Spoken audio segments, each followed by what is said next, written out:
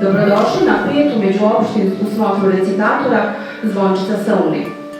Dobrodošli u Novi Grad, mjesto gdje riječ postaje melodija, a dječji glas odzvanja kao najljepša pjesma Uni.